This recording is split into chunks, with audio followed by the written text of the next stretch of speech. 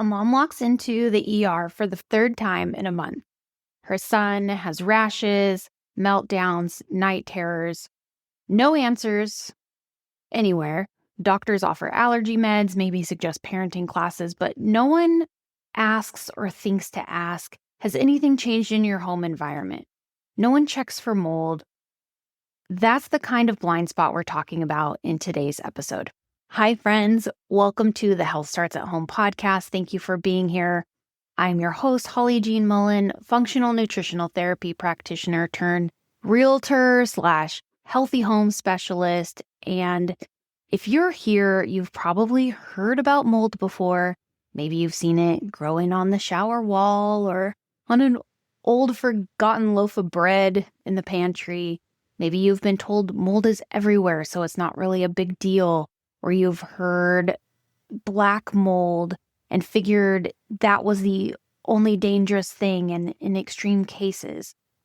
For many people, mold is still that vague, creeping thing that lives in the walls. But surely it can't be the reason for the migraines, brain fog, bloating, or even your child's mood swings, right? Or could it be?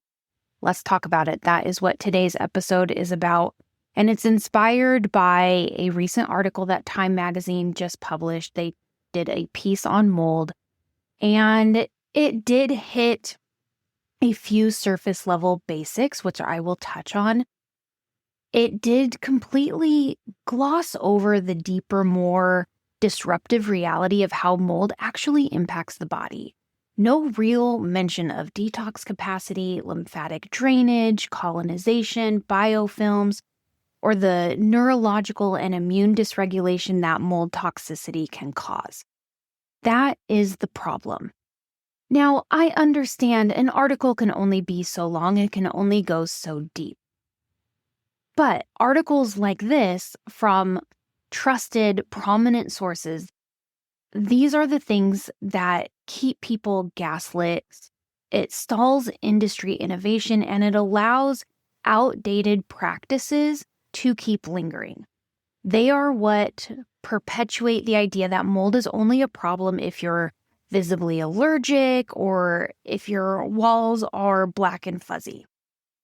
However, if you are someone that has been dismissed for your symptoms or misdiagnosed or told that something is all in your head, then you already know that the mold conversation deserves more than a fluff piece or a footnote. And it's really time that we raise the standard here.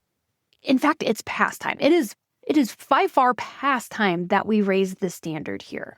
And Time magazine, or just Time, it's not a magazine anymore, everything's online, but Time still holds major influence and rank among the top 5 trusted legacy news brands in the United States.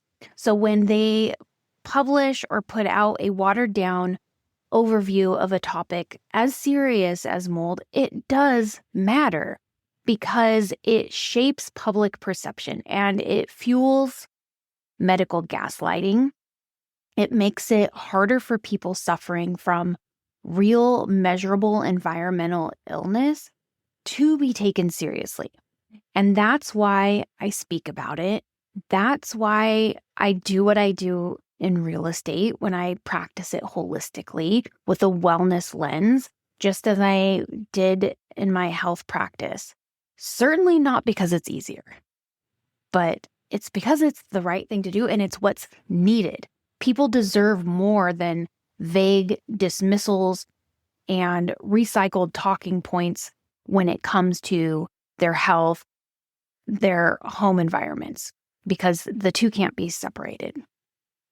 You've probably heard someone say, or maybe you even said it yourself, because I know I've said it, is, well, mold is everywhere. We don't need to worry about it. Yes, mold is everywhere. You'll find mold in nature, in your home, in your kid's school, in the grocery store, your office place, your church. But not all mold is created equal. And not all bodies' ability and capacity to handle that exposure is the same either. Some mold is relatively harmless. Others are allergenic, meaning they trigger classic symptoms that you would think of when you think of allergies: sneezing, itchy eyes, asthma type symptoms.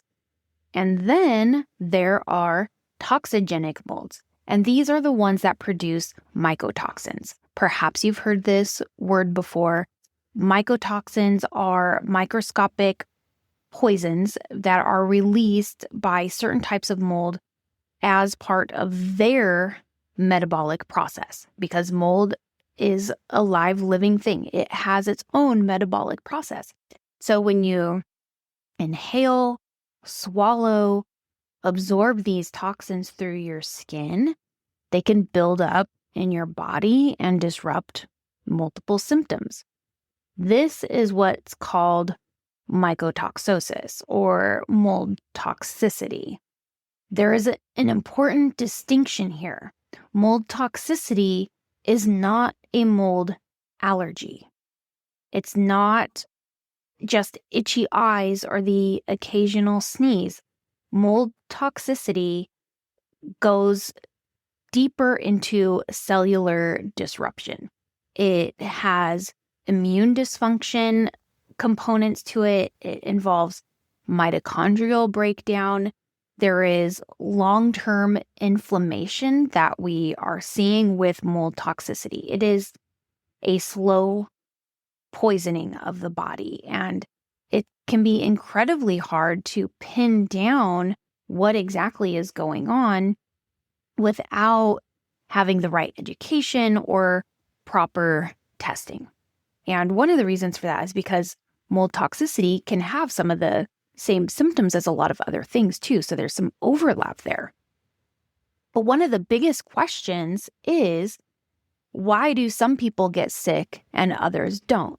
I see this all the time with clients, both from my health practice and now people living in the same house, but only one person is sick. So they're thinking, it can't be mold, it can't be our environment because that would affect all of us. Not necessarily. Not everyone who's exposed gets sick, and that's part of what makes this such a tricky conversation. Genetics play a role.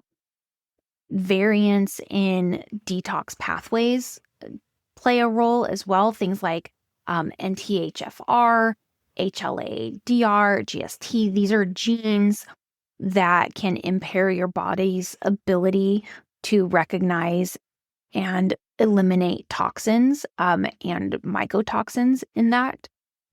But even these variations in genetic factors, people can still get sick. And what it often comes down to is the level of exposure, the health of your detox organs. So we're looking at your liver, your kidneys, your lymph, and your gut. These are things that people are already experiencing dysfunction in just from other things in life, from our diet, lifestyle factors, and other environmental toxicities.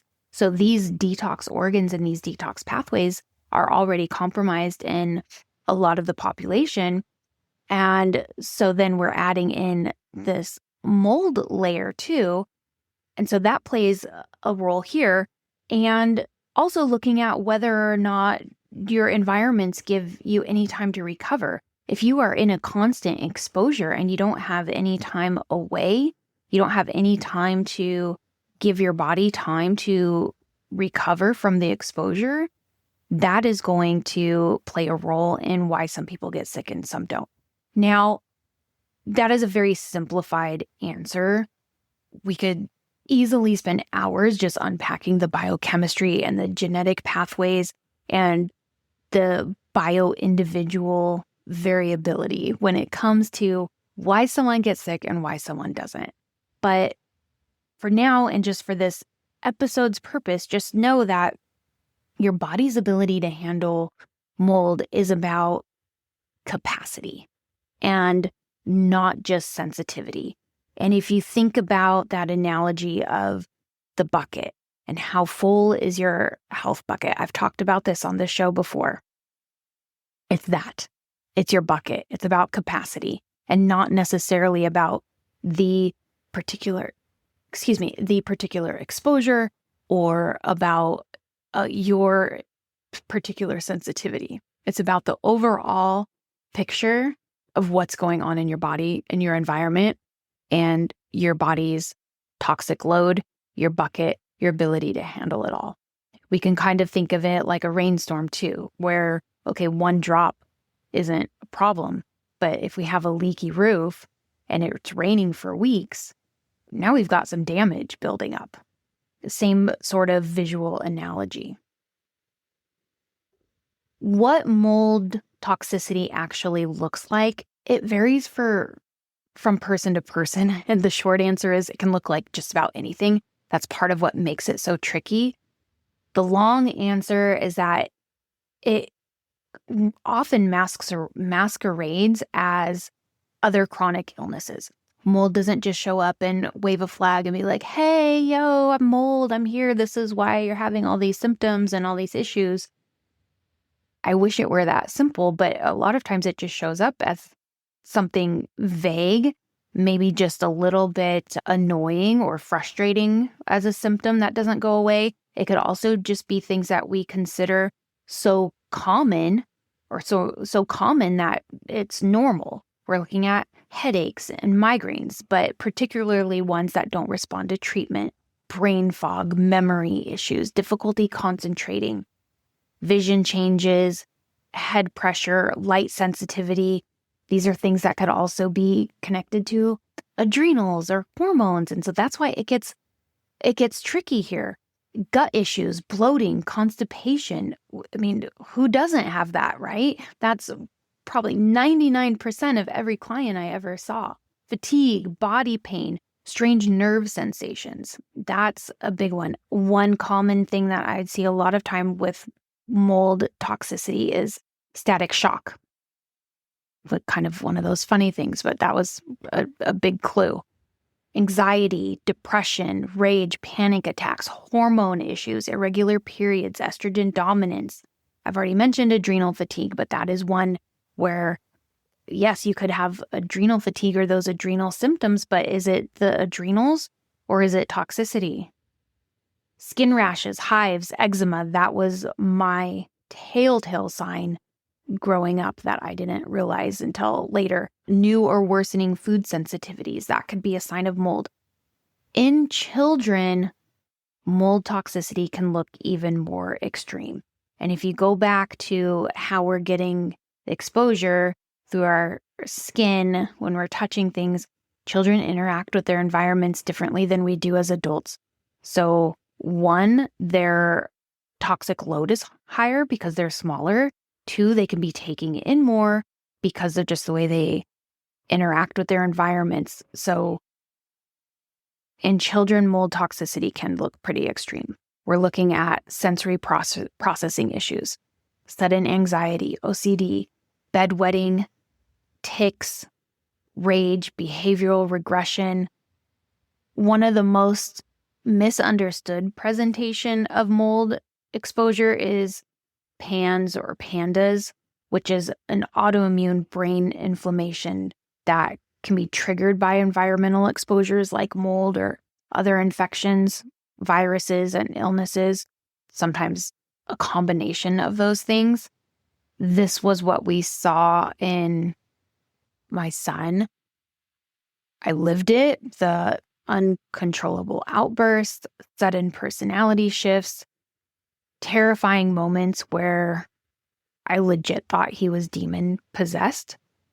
And it wasn't just tantrums or having a fit. It wasn't just a strong-willed phase.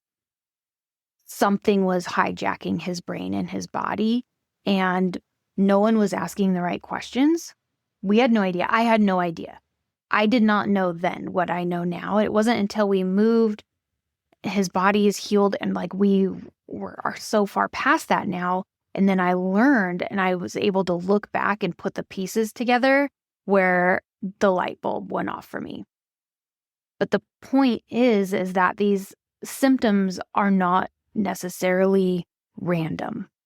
They can be red flags. I mean, they are red flags, and those red flags can potentially be pointing to mold toxicity. Can it be something else? Yes, I'm not just saying all roads point to mold, but that is an option that people are missing and skipping. And even though we hear mold, people don't really understand the degree to which it could be affecting them. No one really thinks it's affecting them. And it's something that we need to start talking about more. When the body is overwhelmed by chronic toxic exposure, it gets louder. And that's because it doesn't have another choice. Our symptoms are the body's way of talking to us. And when we ignore the language of the body, it gets louder. It starts as a whisper, and it progresses into screaming if we don't do something or change something. So mold doesn't always just hit the lungs first or burning eyes. Sometimes it hits the brain. Sometimes it hits the gut. From what I've seen, what I've heard, what I've researched, a lot of the time it is both. So here's what happens far too often is you go to the doctor with your symptoms. They run a basic blood panel, which more often comes back as everything's fine. Maybe you are offered an antidepressant if it's affecting brain symptoms. Maybe you're referred to a GI specialist or a neurologist. You mention mold. Maybe your doctor will say you might have an allergy. We can test for that. But mold toxicity isn't picked up on an allergy test. Mold allergy tests are looking for the IgE response that would go with the typical allergies, basically whether your body reacts with histamines. Mold toxicity is different. It's an accumulation of toxic compounds that are disrupting your cells in your immune system. It requires a different lens, a different set of tools, different sets of tests. And unfortunately, it also requires a different kind of practitioner because traditional Western medicine does not understand this. And that's just the truth right there. And that is exactly why media coverage matters. Yes, awareness is important. I'm not going to deny that. I'm all for it. But awareness without education, prevention, or steps to recovery, it's just noise.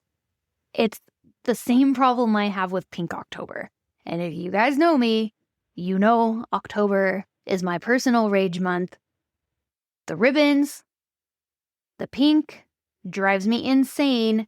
We do these things. We host wine mixers. We do all this stuff for the cause, but no one is talking about the root causes. No one's talking about actual prevention. It's the feel-good fluff that leaves people no better than before. Talking about mold awareness in a water-damaged building is the same thing. It's performance. It's theater. It does not help anyone. What good is the awareness? Okay, we're starting a conversation. Great. Let's make that conversation matter. Let's take it to the next level. Let's talk about prevention. Let's talk about actual testing. Let's talk about actual healing. So when Time magazine publishes a piece that barely scratches the surface, it matters because people read it, they trust it, and they walk away thinking mold is just a mild nuance. It's not the thing that is wrecking my health or my child's health or my husband's health or someone I know and love health. They keep dismissing their own intuition because they're second guessing themselves. They stay in toxic homes. They stay sick, all because the conversation never went deep enough. Mold illness is real. Mold toxicity is real. And it deserves more than a few paragraphs in an article. Now, I understand the reality of every piece not being able to be that. But every piece has the ability to say, this is just starting the conversation and point to more resources. Mold toxicity is not a fringe diagnosis or some woo-woo theory. It's backed by real science. It has real lab data, real life case studies from people who were told they were fine while their health was falling apart. My theory behind why this all keeps getting brushed off and not addressed head on is because it is that big.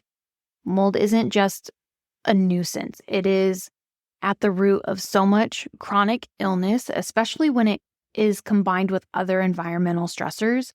And it's an astronomical problem in our built environments, our schools, our offices, rental homes, hospitals, big culprit. To go deep on mold would mean confronting some really uncomfortable truths, and it would really mean accountability, holding people accountable, holding industry accountable. It would mean consequences. It would mean change. And for the systems that profit off Band-Aid solutions, that's a lot easier to avoid. So the mold conversation stays surface. It stays safe, it stays sanitized, and people stay sick, and people keep getting sick. So if you've been told you're fine, but deep down you know you're not, if you've tried every protocol, you've cleaned up your diet, you've taken the supplements, you still feel stuck, perhaps you've started to question your own sanity or your own intuition and your ability to heal, I want this to be an invitation to your confirmation that you're not crazy, you're not broken, your body's never broken. Your body is responding appropriately to the environment that is working against you. Now, that may or may not be mold. It could be something else going on with you, but your body is responding appropriately, and you need to investigate it. It might not be you. It might be your home. It might be mold. And now that you know, you can start investigating. You can start doing something about it. I'm going to link some of my favorite resources in the show notes here if you just need a starting place for researching and finding out if mold could be something that is affecting you. If you are in the Tulsa area and you need a realtor who actually gets it, I'm your gal. If you are outside of the area, reach out anyways, because I do have a network of trusted, wellness-aware partners in the real estate space, and I'd love to connect you with someone in your region who speaks the same language and understands. So that is all I have for today. I think there are a lot more conversations we can be having on this topic, but I thank you for tuning in. Please share this with someone who you think will benefit from it or needs to hear it, and I will see you next time.